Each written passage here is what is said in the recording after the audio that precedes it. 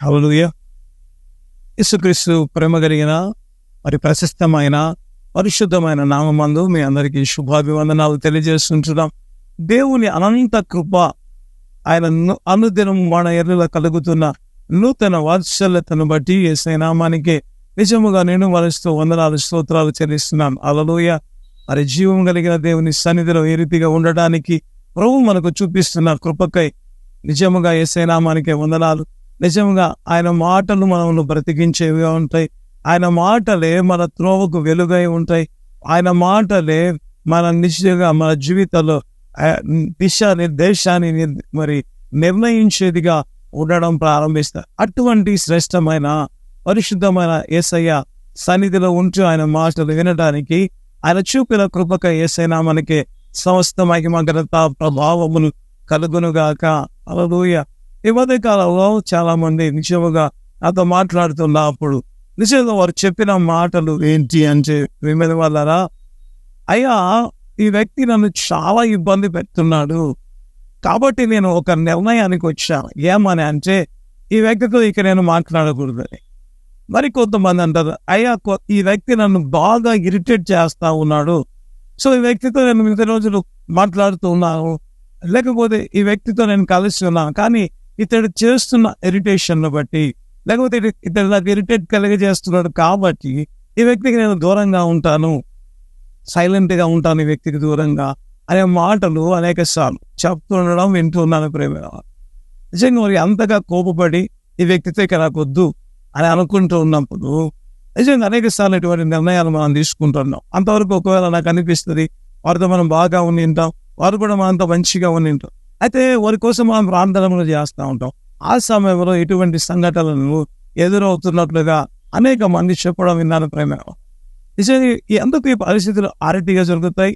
So వాళ్ళు ఎవరు మంచివాళ్ళు కాదా అంటే మంచి వాళ్ళే, కానీ ఎందుకు ఆ రీతిగా మన విషయాలు అంటే ప్రార్థన చేసే వారి విషయాల్లో ఎందుకు ఆ రీతిగా బిహేవ్ చేస్తూ ఉన్నారు, లేకపోతే ఆ రీతిగా ప్రవర్తిస్తున్నారు అంటే నిజంగా ప్రేమైన వల్ల ఏం జరుగుతుంది అక్కడ అంటే, ఎప్పుడైతే మరి మనకి ఇరిటేషన్ తెప్పిస్తారో మనకు కోపం కలగడం ప్రారంభిస్తుంది. తద్వారా ఏమవుతుంది, మనకి ఎప్పుడైతే ఆ వ్యక్తి మీద కోపం రావడం ప్రారంభమవుతుందో అప్పుడు ఇమ్మీడియట్గా మనం చేసే నిర్ణయం ఒకటి, ఆ వ్యక్తితో మాట్లాడకూడదు, రెండు ఆ వ్యక్తి కోసం నేను ప్రార్థన చేయాలి. ఈ రెండు తీర్మానాలు మనం చేయడం ప్రారంభిస్తాం. ఎందుకు ఏ రీతిగా జరుగుతూ ఉంది అని చెప్పిన వల్ల మనం నిజముగా మనం కోపము వచ్చి ఏమవుతుంది, మన కోపము దేవుని చిత్తాన్ని జరిగించదు. అందుకే బైబిల్ నరుని కోపము దేవుని చిత్తాన్ని నెరవేర్చదు అనే మాట మనం బైబిల్ గ్రంథంలో చూడడం ప్రారంభిస్తాం. ఎందుకంటే మన కోపం వస్తుంది, తద్వారా ఏం నిర్ణయం తీసుకుంటామంటే ఆ వ్యక్తి కోసం ఆ వ్యక్తి నాకు అవసరం లేదు అన్నప్పుడు ఆ వ్యక్తి కోసం మనం ఎందుకు ప్రార్థన చేస్తాం అంటే మన కోపము వచ్చి ఏం చేస్తుంది, ఆ వ్యక్తి కోసం ప్రార్థన చేయకుండా మానివేయడం తద్వారా ఏమవుతుంది, ఆ వ్యక్తి దేవునికి దగ్గరికి రాకుండా ఉండే పరిస్థితులు ఏర్పడడం ప్రారంభిస్తుంది. లేకపోతే అతడున్న ఆ బానిస లేకపోతే ఏ దానికి అలవాటు అయి ఉన్నాడు దానిలోకి అతను కూరుకొని పోవడం ప్రారంభిస్తుంది. అంటే మన కోపం ఏం చేస్తుంది, ఆ వ్యక్తిని మీ ద్వారా దేవుని ఒకవేళ రక్షించాలనుకుంటే, లేకపోతే దేవుని గొప్ప కార్యం ఆ వ్యక్తిలో చేయాలని ఒకవేళ దేవుడు ఆశపడి ఆ వ్యక్తి కోసం నీకు ప్రార్థన భారం ఇస్తే, కేవలం ఆ వ్యక్తి చేసిన కొన్ని మరి మనకి ఇబ్బందికరమైన పరిస్థితులను చూసి మనం వెంటనే తీర్మానం చేసుకుంటాం. అనేక కుటుంబాల్లో ఇటువంటి మాటలు నేను వింటున్నాను. ఎందుకు ఈ రీతిగా జరుగుతుంది అంటే, సాతాను ఎప్పుడైతే మనం నిజంగా కోపానికి గురి చేస్తుందో అప్పుడు ఆ కోపం వచ్చినప్పుడు మనం తీసుకునే నిర్ణయం నిజంగా ఆ వ్యక్తి కోసం నేను ప్రార్థన. తద్వారా ఏమవుతుంది, దేవుని చిత్తం నెరవేర్చబడకుండా నీ కోపం అడ్డుగా ఉండడం, కోపంగా అడ్డుగా ఉండడం నిజంగా ఒకవేళ బైబిల్ గ్రంథంలో కూడా ఒకవేళ మనం చూసినట్లయితే ప్రేమ వల్ల పెనిన్న అన్నాకు కోపం పుట్టిస్తూ వచ్చింది. ఎక్కడంతా యెహోవా మందిరంలో, ఎక్కడ దేవుని మందిరంలో. ప్రేమ నిజంగా నాకు అనిపిస్తుంది, ఒకవేళ ఆమె కోపం పుట్టిస్తే అన్న కోపపడి దేవుని మందిరానికి మానుకొని ఉండింటే, కోపం పడి దేవుని మందిరానికి మానుకొని ఉండింటే ఆమె దేవుని దగ్గరికి వెళ్ళి ప్రార్థన చేసేది కాదు. తద్వారా ఆమె జీవితంలో గొప్ప ఆశీర్వాదాన్ని కోల్పోయే వ్యక్తిగా ఉండడం ప్రారంభించేది. అందుకే బైబిల్ రాయబడిన మాట, నరుని కోపము దేవుని చిత్తాన్ని నెరవేర్చు, కోపపడుడి గాని పాపము చేయబడి అని రాయబడి. కోపపడవచ్చు నువ్వు చేసిన తప్పు, కానీ మన కోపము నిజంగా దేవుని చిత్తాన్ని జరిగించలేనంత దూరం. అనేక మంది వారి కుటుంబ సభ్యులే అయితే వారికి ఇరిటేషన్ చేస్తుంటాయి. వారితో నాకెందుకు వారి దూరంగా ఉండడం ప్రారంభిస్తుంది. దేవుని చిత్తం కాదు. నరుని కోపము దేవుని చిత్తాన్ని. మనం కోప్పడ్డామా, కోపపడి అటువంటి డెసిషన్స్ తీసుకుంటాయి. దేవుని చిత్తాన్ని నెరవేర్చని బిడ్డలుగా మనం మారిపోతాం. కాబట్టి దేవుడు మనతో మాట్లాడుతున్నాగా మనం కోపపడదాం. అయితే నీ కోపము సూర్యుడు అస్తమించే వరకు మాత్రమే ఉంచుకోనము అని బైబిల్ రాయ. సో అంతవరకు తర్వాత తిరిగి మరిచిపోయే వరకు మనం ప్రార్థించే వారికి ఉండడం ప్రారంభం. హల్లెలూయా.